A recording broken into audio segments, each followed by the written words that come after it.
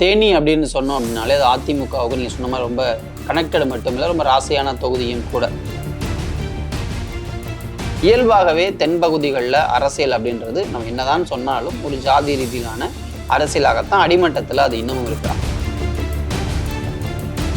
நம்ம பேசிக்கிட்டு இருக்க நாராயணசாமி கட்சியில் ஒரு பெரிய பதவிகளில் இருந்தவராகவோ இல்லை ஆக்டிவாக இருந்தவராகவோ கிடையாது.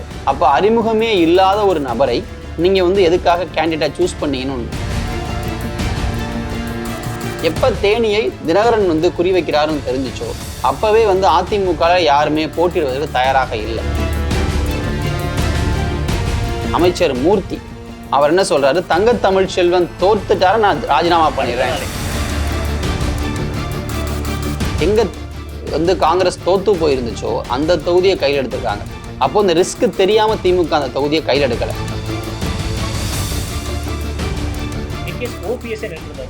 ஓபிஎஸ் நின்றா வேற, ஓபிஎஸ் நின்றார் அப்படின்னா அது அந்த பிம்பமே வேறையா இருக்கும். நீங்க டிடிவி விட பெரிய விஷயமா அதை பாக்குறேன்.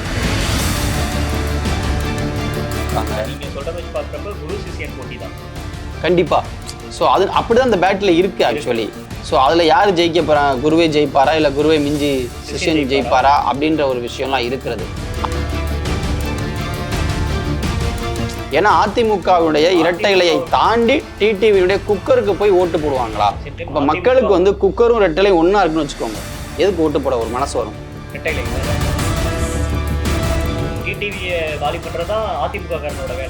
அதை அவங்க செஞ்சுட்டாங்கன்னா போதும், தங்கத்தமிழ் செல்வன் அதிமுகவுக்கு ரொம்ப நன்றிப்பா அப்படின்னு சொல்லிட்டு எம்பி ஆயிடலாம். அனைவருக்கும் வணக்கம். நாடாளுமன்ற தேர்தலில் இருக்கக்கூடிய 39 தொகுதிகளில் அதிகமாக கவனிக்கப்படக்கூடிய ஒரு தொகுதியாக இருக்கிறது தேனி. அதற்கான காரணம் அப்படின்றது அமமுகவோட பொதுச் செயலராக இருக்கக்கூடிய திரு டிடிவி தினகரன் அவர்கள் போட்டியிடுறாரு. திமுகவிலிருந்து தங்கத்தமிழ்ச்செல்வன் அவர்களும், அதிமுகவில் அந்த பகுதியில் ரொம்ப பரிச்சயமா இருக்கக்கூடிய நாராயணசாமி அவர்கள் போட்டியிடுறதுனால இந்த தொகுதி அப்படின்றது ரொம்ப கவனிக்கப்படக்கூடிய ஒரு இடமா மாறி இருக்கு. ஸோ இந்த தொகுதியில் யார் யாருக்கெல்லாம் வெற்றி வாய்ப்பு இருக்கு, களம் எந்த அளவுக்கு இருக்கு அப்படின்னு பத்தி பேசுறதுக்காக சவுத் எடிட்டர் மனோஜ் அவர்கள் நம்மளோட இருக்கிறாங்க. அவங்க கிட்ட இதை பத்திலாம் டிஸ்கஸ் பண்ணலாம். வணக்கம். வணக்கம். மொத்தம் தேனியை பொறுத்த வரைக்கும் 8 லட்சம் வாக்காளர்கள் இருக்கக்கூடிய ஒரு தொகுதி. 2019 நடந்த தேர்தலில் அங்கே அதிமுக ரவீந்திரநாத் அவர்கள் வெற்றி பெறாரு. ரொம்ப கனெக்டடா இருக்கக்கூடிய அதிமுக மக்களுக்கு ரொம்ப கனெக்டடா இருக்கக்கூடிய ஒரு தொகுதி தேனி. இந்த முறை எப்படி இருக்க போகுது களம்? அது தேனி அப்படின்னு சொன்னோம் அப்படின்னாலே அது அதிமுகவுக்கு நீங்கள் சொன்ன மாதிரி ரொம்ப கனெக்டடு மட்டும் இல்லை, ரொம்ப ராசியான தொகுதியும் கூட. ஏன்னா அதிமுகவில் பெரிய உச்சத்தை தொட்ட அனைவருமே அந்த தொகுதிகளிலிருந்து சட்டமன்றத்துக்குள்ளே வந்திருக்காங்க, இன்க்ளூடிங் ஓபிஎஸ்லேருந்து ஜெயலலிதாலேருந்து எம்ஜிஆர் வரைக்கும். ஸோ அதனால தான் தேனி அப்படின்னு சொன்னால அது அதிமுகவுடைய கோட்டை அப்படின்னு அவங்க இயல்பாகவே சொல்கிறது. இன்றைக்கு எலெக்ஷனில் நிற்கிற டிடிவி தினகரனும் கூட அங்கே எம்பியாக வந்திருக்காரு. ஸோ இப்போ என்ன பேட்டில் ஏன் இன்ட்ரெஸ்டிங்காக மாறுது அப்படின்னா, டிடிவி தினகரன் எடுத்துக்கிட்டிங்க அப்படின்னா அவரும் தங்கத்தமிழ் செல்வனும் ஒன்றாக பயணித்தவர்கள். தங்கத்தமிழ் செல்வன் அந்த பகுதியில் எம்எல்ஏவாக அதிக முறை இருந்தவர் ஆண்டிப்பட்டியில். அதே போல் டிடிவி தினகரன் எம்பியாக அங்கே இருந்தவர். அந்த சமயத்தில் டிடிவி தினகரனுக்கு பக்கபலமாக 2 பேர் இருந்தாங்க. ஒருத்தர் ஓபிஎஸ், இன்னொருத்தர் தங்கத்தமிழ் செல்வன். ஸோ 2 பேருமே ரொம்ப க்ளோஸ் அசோசியேட்ஸ் ஆஃப் டிடிவியை தான் அறியப்பட்டவர்கள். இன்க்ளூடிங் பார்த்தீங்கன்னா அதிமுகவில் பிளவு ஏற்பட்ட பொழுது கூட டிடிவி தினகரன் தங்கத்தமிழ் செல்வன் டிடிவி பக்கம்தான் நின்னார். ஓட்டு போட்டு தன்னுடைய பதவியையும் கூட இழந்தார். அந்த அளவுக்கு தினகரன் மேல அவருக்கான பற்று அப்படின்றது ரொம்ப முக்கியம். அதனாலதான் இன்னைக்கு கூட பலர் வீடியோக்கள்ல குருசிஷியன் போர், தளபதிகள் போர் அப்படிலாம் சொல்லி போடுறாங்க. காரணம் என்னன்னா அந்த அளவுக்கு 2 பேரும் ரொம்ப க்ளோஸா இருந்தாங்க. அதாவது டிடிவி தினகரனோட அரசியலை பேசுறப்ப தங்கத்தமிழ் செல்வனோட அரசியலை தவிர்த்துட்டு பேச முடியாதுன்ற அளவுக்கு அந்த அளவுக்கு ஒரு கண்டிப்பா அந்த அளவுக்கு க்ளோஸா இருந்தாங்கன்றதுனால அது சொல்றாங்க. ஆனா அதை விட க்ளோஸான ஒரு அரசியல் அப்படின்றது ஓபிஎஸ்க்கும் டிடிவிக்குமான அரசியல். அதனாலதான் இன்னைக்கு ஒரு இன்ட்ரெஸ்டிங்கான சம்பவம் என்ன அப்படின்னா, நீங்க டிடிவி முதல் முறை அங்க எம்பி ஆகும் பொழுது அவருக்காக வேலை செய்தது இதே ஓபிஎஸ். இன்றைக்கும் அங்க எம்பியாக இருப்பதற்கு இல்லை முயற்சித்து கொண்டிருக்க டிடிவிக்கு வேலை செய்யறது இதே ஓபிஎஸ். ஸோ அப்படிப்பட்ட ஒரு நிலை அங்க இருக்கிறது. அதோட பார்த்தீங்க அப்படின்னா தேனியை பொறுத்த வரைக்குமே அது அதிமுக அப்படின்னு அறியப்படுறதுனால தான் அங்கே இப்போ அங்கே போட்டியிட போகிற 3 பேருமே எந்த ஓட்டை டார்கெட் பண்ணுறாங்க அப்படின்னா அதிமுகவுடைய ஓட்டை. ஈவன் தோ தங்கத்தமிழ் செல்வன் திமுகவில் இருந்து போனாலும் அந்த வாக்குகள்ன்றது இயல்பாக வரத்தான் போகுது. ஆனாலும் அவர் எந்த வாக்குகளை பிரிக்க ட்ரை பண்ணுவார் அப்படின்னா அதிமுக இல்லை அமமுக. அவர் சார்ந்திருந்த அந்த பழைய கட்சிகளுடைய வாக்குகளை தான். எனக்கு ஒரு கேள்வி இருக்கு. இப்போ ஒரு 20 வருஷமா தேனியோட அரசியல் எடுத்துக்கிட்டீங்க அப்படின்னா ஓபிஎஸ் அப்படின்ற பேர் தான் ஞாபகத்துக்கு வரும். அப்படி இருக்கிறப்ப ஓரளவுக்கு நீங்க சொன்ன மாதிரி எம்ஜிஆர் அவர்கள் 1984ல போட்டிட்டு இருக்காங்க. ஜெயலலிதா அவர்களும் அந்த தொகுதியில போட்டிட்டு இருக்காங்க. 2 முறை ஆண்டிப்பட்டியில போட்டிட்டு இருக்கிறப்ப அது அதிமுகவோட ஒரு கோட்டை தானே. இப்ப ஒரு நாராயணசாமி அப்படின்ற ஒரு பிம்பத்தை நிறுத்தினா அதிமுகன்ற அந்த ஓட் பேங்க் அப்படி போக வாய்ப்பு இல்லையா? இல்லை, கண்டிப்பாக போகும். நம்ம யாருக்கு போகும் அப்படின்றத தாண்டி அங்கே உள்ள அரசியல் நம்ம பேச வேண்டிய ஒரு விஷயம் இருக்குது. இயல்பாகவே தென்பகுதிகளில் அரசியல் அப்படின்றது நம்ம என்னதான் சொன்னாலும் ஒரு ஜாதி ரீதியிலான அரசியலாகத்தான் அடிமட்டத்தில் அது இன்னமும் இருக்குது. அதனால தான் வேட்பாளர்கள் தேர்வில் பார்த்தீங்களான்னு சரி, இல்லை நிர்வாகிகளை போடுறதா இருந்தாலும் சரி, சற்று ஜாதி அதிகமாக எங்கே யார் இருக்காங்களோ அவங்களிருந்து நிர்வாகிகளையும் கேண்டிடேட்ஸையும் போடுவாங்க. இப்போ தேனி அரசு எடுத்துக்கிட்டீங்கன்னா கூட அது ஒரு முக்குலத்தோர் டாமினேட் பண்ணுற ஏரியா தான். ஸோ அப்படி பார்க்குறப்போ நீங்கள் இங்கே இருக்கக்கூடிய இவங்க இப்போ கேண்டிடேட்ஸாக வந்திருக்கவங்களே பார்த்தீங்கன்னா 2 பேர் அந்த சமூகத்தை சேர்ந்தவர்கள் தான். ஆனால் இங்கே இன்னொரு விஷயம் என்னென்னா, இப்போது லாஸ்ட் எலெக்ஷன் எடுத்துக்கோமே. லாஸ்ட் எலெக்ஷனில் பார்த்தீங்க அப்படின்னா அதிமுகவினுடைய ஓபி ரவீந்திரநாத் அவர் ஒரு 5 லட்சம் வாக்குகள் வாங்குறாரு. அதுவே காங்கிரஸ் கட்சி திமுக கூட்டணி EVKS ஒரு 4,22,000 வாக்குகள் வாங்குறாரு. ஒரு 75,000 வாக்குகளில் தோல்வி அப்படின்றதான் திமுகவுக்கு லாஸ்ட் டைம் நடந்த விஷயம். ஆனால் கடந்த முறை என்ன அப்படின்னா, அங்கே போட்டியிட்ட அமமுகவுடைய இதே தங்கத்தமிழ்ச்செல்வன் 1,44,000 வாக்குகள் வாங்கினார். அப்போ அமமுகவுக்கும் அங்கே ஓட் பேங்க் இருக்கு அப்படின்றது தான் அங்கே நம்ம நிரூபணமான விஷயம்.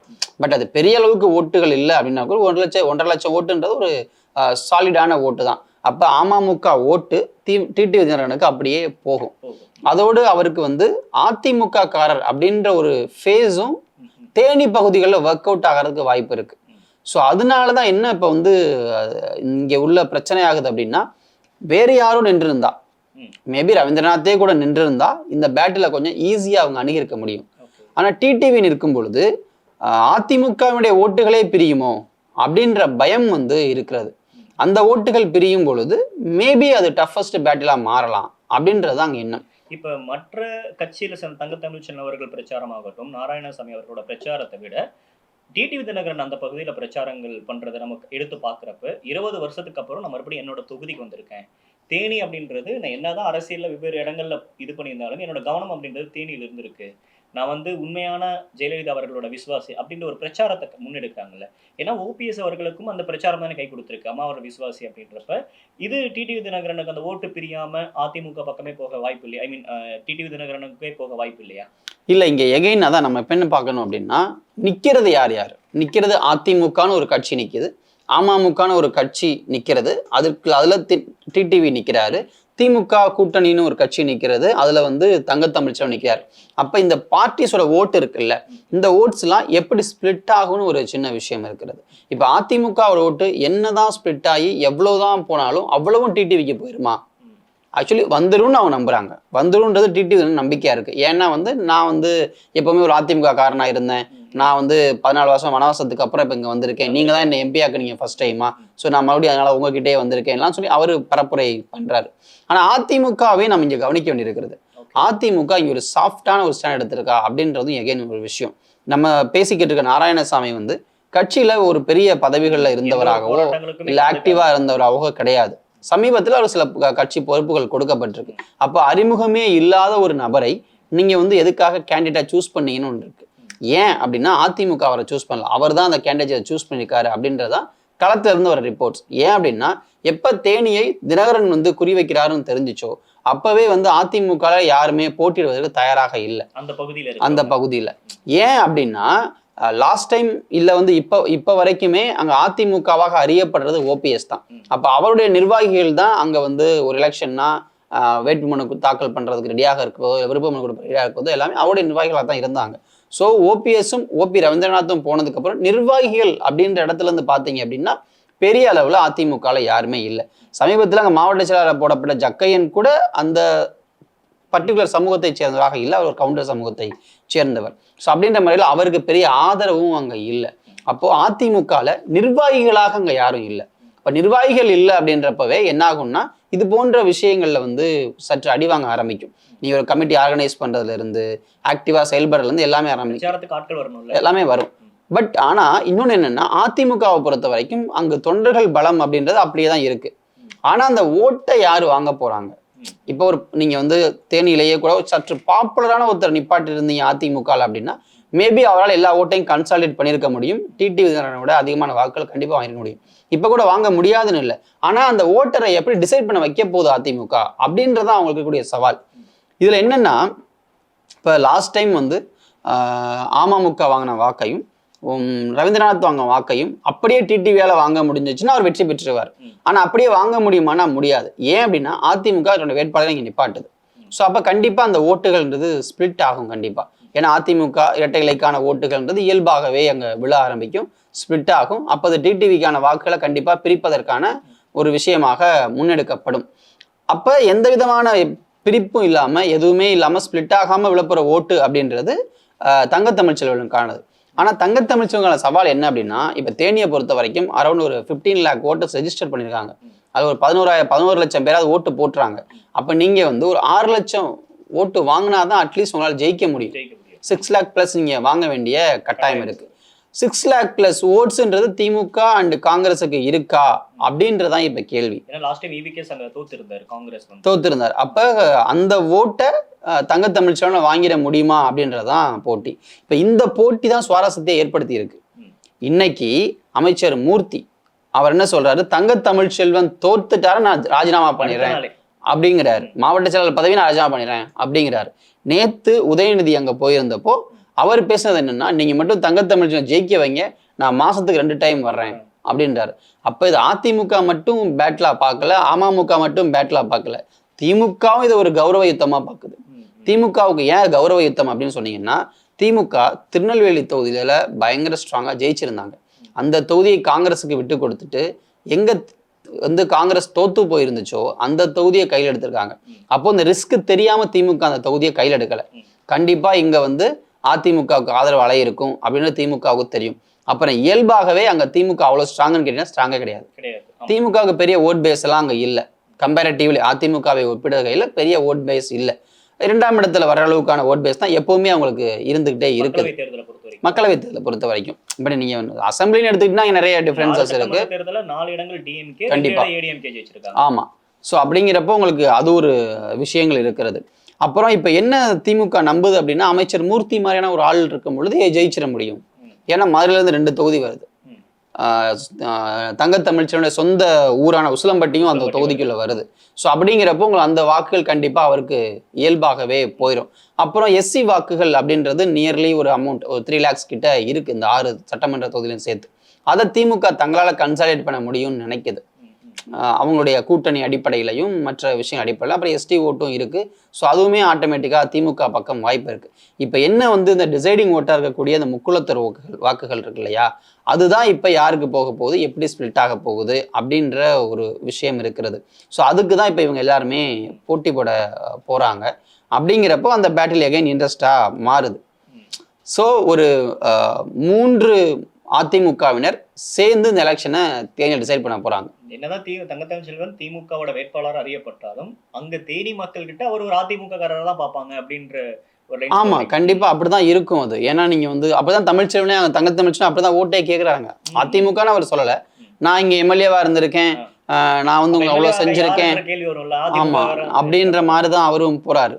ஸோ அப்படின்னு அவர் தன்னுடைய பழைய ஹிஸ்டரியை யூஸ் பண்ணி தான் பிரச்சாரத்தையே கொண்டு போறாரு. ஈவன் இப்போ டிடிவியும் அந்த பிரச்சாரத்தை தான் அங்கே எடுத்துக்கிட்டு போறாரு. இப்போ நாராயணசாமி பிரச்சாரத்துக்கு வந்தாருன்னா அதை தான் அவர் கொண்டுட்டு போவார். ஸோ இங்கே பொறுத்தையும் பார்த்தீங்க அப்படின்னா ஃபைட் அப்படின்றது தங்கத்தமிழ் செல்வனுக்கும் டிடிவி தினகரனுக்குமாக தான் இருக்குது. இந்த பேட்டில் அதிமுக ஒரு விசிட்டர் மாதிரி தான் இப்போதைக்கு அவங்களுடைய செயல்பாடுகள் இருக்கு. அதை கேண்டிடேட் செலக்ட் பண்ணதுலேருந்தே அப்படி தான் இருக்கிறாங்க. ஸோ அப்படிங்கிறப்போ இவங்க 2 பேரும் எப்படி இந்த எலெக்ஷன் அப்ரோச் பண்ண போறாங்க அப்படின்றத நம்ம பார்க்க வேண்டியிருக்கு. இப்போ இந்த இடத்துல அதிமுகவோட அப்ரோச் அப்படின்றது தொடர்ந்து எப்ப வந்து அதிமுக வேட்பாளர்கள் ஃபர்ஸ்ட் முதற்கட்ட வேட்பாளர்கள் ஒரு 16 பேர் அறிவிச்சாங்கல்ல, அப்பையிலிருந்தே ஒரு குற்றச்சாட்டு விமர்சனம் வர்றது வந்து நீங்க ஏன் வந்து இப்போ வந்து நீங்க அண்ணாமலை எதிர்த்து போட்டிடுறீங்க அப்படின்னா அந்த பகுதியில் ரொம்ப வலுவா செல்வாக்கா இருக்கக்கூடிய எஸ்பி வேலுமணி முன்னிறுத்தல, நீங்க வந்து எந்தெந்த இடத்துல ஜெயிக்கணும்னு நினைச்சீங்கன்னா இப்ப சிட்டிங் எம்எல்ஏவா இருக்கிற எம்எல்ஏவாக இருந்து வெற்றி பெற்றவங்களை நீங்க வந்து நிக்க வைக்கலாம்ல அப்படின்ற மாதிரியான கேள்விகள் வந்துச்சு இல்லையா. ஆனா அங்க தேனியை பொறுத்த வரைக்குமே நாராயணசாமி அரசியல்ல தான் ஆக்டிவா இல்லாத ஒரு நபரா இருந்தாலும் கூட செல்வந்தரா ரொம்ப ஆக்டிவா இருக்கக்கூடிய ஒரு நபர். ரியல் எஸ்டேட் பிசினஸ் அந்த பகுதியில் பண்ணிட்டு இருக்காரு. இப்போ ரீசெண்டா அவருக்கு நிறைய பொறுப்புகள் கொடுத்திருக்காங்க. 2014 மக்களவைத் தேர்தலையும் போட்டியிட வாய்ப்பு கேட்டிருக்காரு. 19லயும் போட்டியிட வாய்ப்புகள் கேட்டிருக்காரு. பட் மறுக்கப்பட்டிருந்தாலும் அவருடைய சமுதாய ஓட்டுன்னு ஒண்ணு இருக்குல்ல. ஏன்னா இவங்க 2 பேருமே வந்து சமுதாய ரீதியா பார்க்குறப்ப முக்குளத்தூர் அவங்க சேர்ந்தவங்க இருக்கு. ஆனா நாராயணசாமி வந்து அந்த சமுதாயத்தை சேர்ந்தவர் இல்லாதனால அவரோட சமுதாயத்துக்கான வாக்குகள் அவருக்கு வர வாய்ப்புகள் இல்லையா? இல்ல கண்டிப்பா வரும். அந்த வகையில அது வரும். ஆனா என்னன்னா இந்த தொகுதி முழுக்க டிசைடிங் ஓட்டுன்றது யாரு? அதுதான் எகைன் கேள்வி. மெஜாரிட்டி அப்படின்றது ஒரு கேள்வி. அப்ப அந்த வாக்குகள் யாருக்கு கிடைக்குதோ அவங்க தான் வெற்றி பெற முடியும் அப்படின்றது. இங்க என்னன்னா அதிமுக ஓட்டு பிரியுமா பிரியாதா, அதுதான் இஷ்யூ. அதிமுக ஓட்டு ஏன் பிரியும் அப்படின்னா இவங்க எல்லாருமே அதிமுக காரங்க இயல்புல. இப்ப மாறி மாறி இருக்கிறாங்க. இன்னொன்னு தங்கத்தமிழ் செல்வனும் டிடி தினகரனும் ஒரே சமுதாயத்தை சேர்ந்தவர்கள். அந்த சமுதாயம் தான் அங்க பெரும்பாலும் இருக்கு. அப்ப அவங்களுக்குள்ள ஒரு ஆசோலேஷன் வரும், யாருக்கு ஓட்டு போறது. அப்ப எகைன் ஓட்டுகள் பிரியும். இப்படி பிரிய போற ஓட்டுகள் அதிமுகவுக்கு போகுமான்னா போறதுல சில கேள்வி இருக்கு. ஏன்னா நீங்க போட்டிருக்க வேட்பாளர் எகைன் சார்ந்தவங்க, அவருக்கான அந்த சமூகத்தை சேர்ந்தவர் இல்லை. அண்ட் வந்து அவர் வந்து பெரிய அளவுல ஆக்டிவாகவும் இல்லை. அப்போ உங்களுக்கு யாரை சூஸ் பண்றது அப்படின்ற கேள்வியிலேயே உங்களுக்கு டிடிவியா தங்கத்தமிழ் செல்வன் அது வந்துடும். அப்புறம் ஆட்டோமேட்டிக்கா ஒரு திமுக காரர் காங்கிரஸ் கூட்டணியில இருக்கிறாரு அப்படின்றப்போ இவர் ஒரு பக்கம் பயங்கரமா இறங்கி வேலை பார்ப்பாரு. எப்படியாவது ஜெயிச்சிடணும் அப்படின்ற எண்ணத்துல இருக்க டிடிவி மறுபக்கம் பயங்கரமா இறங்கி வேலை பார்ப்பாரு. டிடிவி வந்ததுனாலேயே இப்ப அங்க என்ன சொல்றாங்க அப்படின்னா அதிமுக நிர்வாகிகளே பெரிய லெவலில் வேலை பார்க்க மாட்டாங்க. அவங்க எல்லாம் டிடிவி வந்து நிக்கிறதுல கொஞ்சம் ஒரு அந்த கனெக்ஷன்ல மேபி ஒரு காம்ப்ரமைஸ் இருக்கலாம் அப்படின்னு சொல்றாங்க. ஏன்னா இப்ப அதிமுக கொடுத்த முக்கியத்துவத்தையே நீங்க பாத்தீங்க அப்படின்னா அது முழுக்க முழுக்க நாராயணசாமியை பார்த்துக்க நம்ம என்னத்தை பாக்குறது அப்படின்ற ரேஞ்சில் அந்த அப்ரோச் இருக்கோ அப்படின்ற ஒரு விஷயமும் இங்க இருக்கு. ஸோ அப்போ இப்படிப்பட்ட ஒரு இடத்துலதான் நீங்க அதிமுகவை விலக்கிட்டு பார்க்க வேண்டிய கட்டாயமே ஏற்படுது. ஸோ அப்படி பார்த்தீங்க அப்படின்னா இங்க எகெயின் பேட்டில்ன்றது இவங்க 2 பேருக்கு இடையில தான் இருக்க போகுது. அதுல யார் ஜெயிக்க போறாங்க அப்படிங்கிறதான் விஷயம். ஸோ இப்போ நம்ம நம்பர்ஸ் அடிப்படையிலே பார்க்குறோமே. இப்போ நம்பர்ஸ் அடிப்படையிலே பார்த்தோம் அப்படின்னா லாஸ்ட் டைம் இருந்த டிஃப்ரென்ஸ்ன்றது ரொம்ப குறைவு. ஒரு 75,000 வாக்குகள் தான் 2 பேருக்குமான டிஃப்ரென்ஸ் இருந்துச்சு. ஆனா அப்பவே ஏன் காங்கிரஸ் தோத்துச்சு அப்படின்றதுக்கான விஷயமும் இருக்கு. கடைசி வரைக்கும் வேட்பாளர் அறிவிக்காம இழுத்துக்கிட்டு கொண்டு போய் அறிவிச்சாங்க. அது மாதிரி அறிவிச்சாங்க. அப்புறமா ஈரோட்ல இருந்து ஒருத்தரை கொண்டு போய் தேனியில போட்டாங்க. இயல்பாகவே நீங்க பாத்தீங்கன்னு வச்சுக்கோங்களேன், இங்க யாரு மெஜாரிட்டி யாருக்கு தரணும் அப்படின்ற ஒரு விஷயம் இருக்கு. அது தெரியாம நீங்க வந்து பண்ணக்கூடாது. அங்க ஆக்டிவா இருக்கிற யாரோ ஒருத்தரை நீங்க வேட்பாளர் நிறுத்தினால் கூட உங்களால ஓரளவுக்கு வாக்குகள் வாங்க முடியும். ஆனா நீங்க அப்படி இல்லாம நிறுத்துனீங்க. பட் அப்படி இருந்தும் கூட அவரால் வந்து ஒரு நல்ல வாக்குகளை வாங்க முடிஞ்சு. அதுக்கு காரணம் அப்ப திமுக செயல்பட்ட விதமும் கூட நீங்க சொல்லணும். திமுக ஆக்சுவலி அந்த தோல்வியை அவங்க எக்ஸ்பெக்டே பண்ணல. கண்டிப்பா 40க்கு 40 அப்படின்றத அவங்க எய்ம் பண்ண விஷயம். ஆனா அந்த தொகுதியை பொறுத்த வரைக்கும் EVKS இளங்கோவன் அப்ப அவர் கொஞ்சம் உடல்நிலையும் பெரிய லெவலில் ஒத்துழைக்கல. ஸோ அவ்வளோ ஆக்டிவாகவும் அங்கே போய் பிரச்சாரம் பண்ணி எல்லா இடத்துக்கும் போகவும் முடியல. ஸோ அப்படிப்பட்ட நிலைமையில தான் அவர் அங்கே இருந்தார். அப்போ ஆக்டிவாக செயல்பட்டு இருந்தால் மேபி ரவீந்திரநாத்தை மிஞ்சி வாக்குகள் வாங்கியிருக்க முடியும். ஆனால் ரவீந்திரநாத் வந்து இன்னும் கொஞ்சம் ஆக்டிவாக செயல்பட்டு இருந்தார். அவரால் ஓட்டெல்லாம் ப்ராப்பராக கன்சாலிடேட் பண்ண முடிஞ்சு ஜெயிச்சிட்டார். அதே மாதிரி இந்த முறை ஏன் நம்ம வந்து ரொம்ப லேட்டா எல்லாத்தையும் பண்ணணும் தான் திமுக கொஞ்சம் முன்கூட்டியே ஆரம்பிச்சிட்டாங்க. இப்ப உதயநிதி ஃபர்ஸ்ட் ஃபேஸ்லயே அங்க போயிட்டாரு. அவரோட முதல் கட்ட பிரச்சாரமே தேனிக்கும் மதுரைக்கும் இங்கேயுமா இருக்கிறது. ஸோ அப்ப அந்த முக்கியத்துவத்தையும் நம்ம பார்க்க வேண்டி இருக்கிறது. அப்புறம் நிறைய நிர்வாகிகள் இப்ப களம் இருக்கிறாங்க. தேனியை நோக்கி நிறைய பேரை அனுப்புறாங்க. நிறைய கிரவுண்ட்ல ஆக்டிவிட்டிஸை வந்து டிடிவிக்கு முன்பாகவே தங்கத்தமிழன் தொடங்கிட்டார். ஸோ அவர் ஆக்டிவா செயல்பட ஆரம்பிச்சாரு. டிடிவி தினகரன் பெயர் அறிவிப்பு வருவதற்கு முன்பாகவே யாருனாலும் நான் ஜெயிப்பேன் அப்படின்னு சொல்லி நம்ம சேனலுக்கே அவர் பேட்டியும் கொடுத்துருக்காரு. அங்க பத்திரிகையாளர் சந்திப்பின் பொழுதும் கூட நீங்க அவர் வந்து நான் இந்த ஊருக்காரன், என்ன எல்லாம் மக்கள் யாருக்கு ஓட்டு போடுவாங்க அவருக்கு தெரியும், என்னால் கண்டிப்பாக ஜெயிக்க முடியுன்ற ஒரு நம்பிக்கையை அவர் கொடுத்துருக்காரு. ஸோ அப்படின்றப்போ அவரோட கிரவுண்ட் ஒர்க்கை ரொம்ப ஏர்லியாக ஸ்டார்ட் பண்ணியிருக்காரு அப்படின்றதையும் நம்ம பார்க்க வேண்டியிருக்கிறது. டிடி கொஞ்சம் லேட்டாக தான் ஸ்டார்ட் பண்ணியிருக்காருன்றதையும் நம்ம பார்க்க வேண்டியிருக்காரு. ஸோ தொடங்கவே இல்லை. ஆமாம், அவனும் தொடங்கவே இல்லை அப்படின்ற ஒரு விஷயமும் இருக்கு. ஸோ அப்படிங்கிறப்ப தான் நம்ம இந்த பேட்டில் கொஞ்சம் இன்ட்ரெஸ்டிங்காக பார்க்க வேண்டியிருக்கு. நீங்கள் பேசுகிறப்ப ஒரு கேள்வி நான் கேட்கணும்னு நினச்சேன். இந்த தொகுதி குறிப்பாக வந்து தேனியை பொறுத்த வரைக்குமே டிடிவி தினகரன் நிற்கிறனால ஓரளவுக்கு ஃபைட் இருக்கும். இதே வந்து ஓபிஆர் ரவீந்திரநாத் வந்து நிறுத்திருந்தாங்க அப்படின்னா அந்த ஃபைட்டே வேற அப்படின்னு நீங்க சொல்லியிருந்தீங்கல்ல, அதுக்கான காரணம் என்ன? 2019 பெற்ற வெற்றி அப்படின்றது கை கொடுக்குன்றதுனால அந்த பாயிண்ட் வச்சிங்களா, இல்ல அதோட காரணம் என்ன? இல்ல, ஓபி ரவீந்திரநாத்தை பொறுத்தவரையும் பாத்தீங்கன்னா மறுபடியும் ஜெயிக்கணுன்ற ஒரு விஷயம் இருந்திருக்கும் கண்டிப்பா. ஆனா ஓபி ரவீந்திரநாத் மீதான அதிருப்தின்றது விஷயமும் அங்க இருக்கு. ஸோ அதனால அவரால் வந்து அந்த அளவுக்கான ஒரு ஃபைட்டை கொடுத்துருக்க முடியுமானா சற்று சந்தேகம் தான். இன்கேஸ் ஓபிஎஸ்ஏ நின்றுருந்தாருன்னா ஓபிஎஸ் நின்றா வேற. ஓபிஎஸ் நின்றார் அப்படின்னா ஒரு அது அந்த பிம்பமே வேறையா இருக்கும். நீங்கள் டிடிவியை விட பெரிய விஷயமா நான் அதை பார்க்குறேன். இப்போ டிடிவி தினகரனுக்கு என்னன்னா ஓபிஎஸோட சப்போர்ட் இருக்கிறதுனால பெரிய புஷ் கிடைக்குது. ஆனால் ஓபிஎஸ் அதுவே தேவை இருக்காது. ஏன்னா அவரால் ஆமாம் அப்படின்றதும் இருந்திருக்கும். பட் அவங்க 2 பேருமே வந்து பார்த்தீங்க அப்படின்னா ராமநாதபுரத்தை சூஸ் பண்ணியிருக்காங்க. ஸோ ஓபிஎஸ் அங்கே போயிட்டார். டிடிவிக்கு எகைன் ஒரு ராசியான தொகுதி அப்படின்ற ஒரு எண்ணமும் இருக்கிறது. அப்புறம் கொஞ்சம் க்ளோஸான ஒரு தொகுதி அப்படின்ற ஒரு அட்டாச்மெண்ட்டும் இருக்குது. ஸோ அதனால தான் இவங்க அதை பிரிச்சுக்கிட்டாங்கன்னு நான் பார்க்குறேன். ராமநாதபுரத்தை ஓபிஎஸும் தேனியை டிடிவி 2மே ஈக்குவலி முக்குளத்தோர் அதிகமாக இருக்கக்கூடிய இடங்கள் தான். ஸோ அப்படின்றப்ப அதில் பெரிய சர்ப்ரைசஸ்ன்றது நமக்கு இல்லை, எக்ஸப்ட் தொகுதியை சேஞ்ச் பண்ணிட்டாங்கன்றதை தாண்டி. ஸோ ஆனால் வந்து பார்த்தீங்க அப்படின்னா ஓபிஆரை விட டிடிவி நிற்கும் பொழுது வந்து இயல்பாக ஒரு ஹைப்பு உருவாகுது. ஏன் அப்படின்னா இவங்களுக்குலாம் ஒரு குரு அப்படின்ற ஒரு இடம். நீ அதிமுக ஓபிஎஸ்க்கோ இல்லை இன்னைக்கு வந்த ஓபிஆருக்கோ இல்லை வந்து தங்கத்தமிழ்ச்செல்வனுக்கோ எல்லாருக்கும் பாஸா இருந்தவர் அவர். அப்படின்றப்ப ஒரு எக்ஸ்பெக்டேஷன் இயல்பாவே உருவாகுது. அது நிர்வாகிகளுக்கு இடையில ஒரு டர்புலன்ஸை உருவாக்கும். அவங்க ஆட்டோமேட்டிக்கா அந்த பக்கம் போக ஆரம்பிப்பாங்க. நீங்க சொல்றத வச்சு பாக்குறப்ப குரு சிஷியன் போட்டி தான் கண்டிப்பா. ஸோ அது அப்படிதான் அந்த பேட்டில் இருக்கு ஆக்சுவலி. ஸோ அதுல யாரு ஜெயிக்க போறாங்க, குருவே ஜெயிப்பாரா இல்லை குருவை மிஞ்சி சிஷியன் ஜெயிப்பாரா அப்படின்ற ஒரு விஷயம்லாம் இருக்கிறது. ஆனா 2மே ஈக்குவலி ஐ மீன் 2 பேருமே வந்து ஒரு பயங்கரமான வாக்கு வங்கி உள்ள கட்சிகள்ல இருக்கிறாங்க. ஆக்சுவலி சொல்ல போனா டிடிவியை விட தங்கத்தமிழ்ச்செல்வனுடைய வாக்கு வங்கின்றது கட்சி ரீதியில் அதிகம். டிடிவியாவது போய் அதிமுக ஓட்டை பிரிக்க வேண்டிய கட்டாயம் இருக்கு, அதுக்கு நிறைய மெனக்கிட வேண்டியிருக்கு. ஆனால் தங்கத்தமிழ்ச்செல்வன் அப்படி எதுவுமே கிடையாது. அவருக்கு இயல்பா காங்கிரஸுடைய ஓட்டுகளும் மதிமுகவுடைய ஓட்டுகளும் திமுகவுடைய ஓட்டுகளும் அப்புறமா விசிகாவுடைய அமைப்பு ஓட்டுகள் எல்லாமே கிடைச்சிரும். ஸோ அந்த ஓட்டுல அவருக்கு பிரச்சனை இல்லை. அவருக்கு பிரச்சனை என்ன அப்படின்னா டிடிவியை விட அதிகமான வாக்கை வாங்கணும்னா அதிமுக ஓட்டை எப்படியாவது பிரிச்சு கொண்டுட்டு வரணும் அப்படின்றது தான்.